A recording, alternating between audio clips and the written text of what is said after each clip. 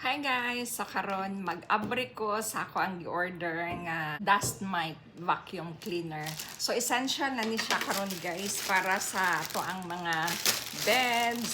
Di magina malikayan nga na yung mga mites. So sa din ha. So kanimo niya ako ang gi-order. Ako ang abrihan. Basic na ni karon siya nga tools sa balay.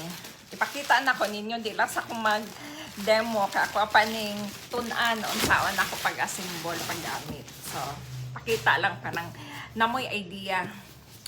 So gi-order na ako ni siya sa online. Mo ni ang hitsura guys sa vacuum cleaner.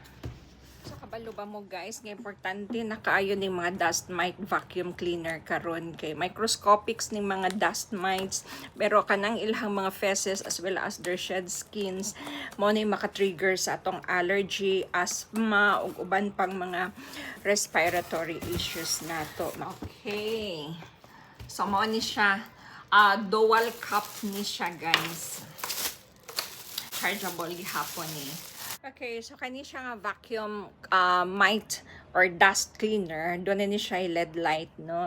This will help to destroy the DNA of the dust mites, the bacteria, and the viruses. So it has the sterilization process that will kill up to 99.9% of microorganism and prevents them from reproducing. Kay common kay na siya sa ato ang mga beds, especially kung dili nato na siya galimpyuhan regularly. Manuksok pa na siya apil sa kanang pilo nato kanang mga fibers.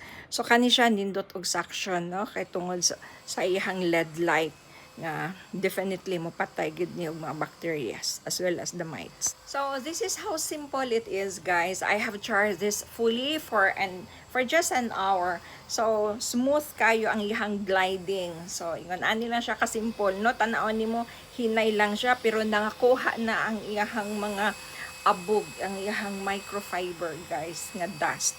So kani siya 3 days ani nako ang gamit ako ang beddings and then my pillow. Now you see na siya nangakuha So perfect ni siya kay nga no ma-minimize atong allergies and then maka-remove ni siya og mites sa ato ang pillows and mattresses and can decrease our skin irritation, especially katong na mga eczema, sensitive ka sa mga skin allergy like eczema.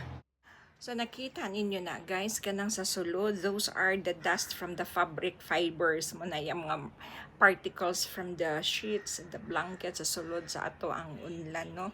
Dali kayo. So mao nay maka-allergy so na to. For today guys, I hope nakakuha mo idea for my episode for our topic for today. So thank you. That's all and God bless. Bye-bye.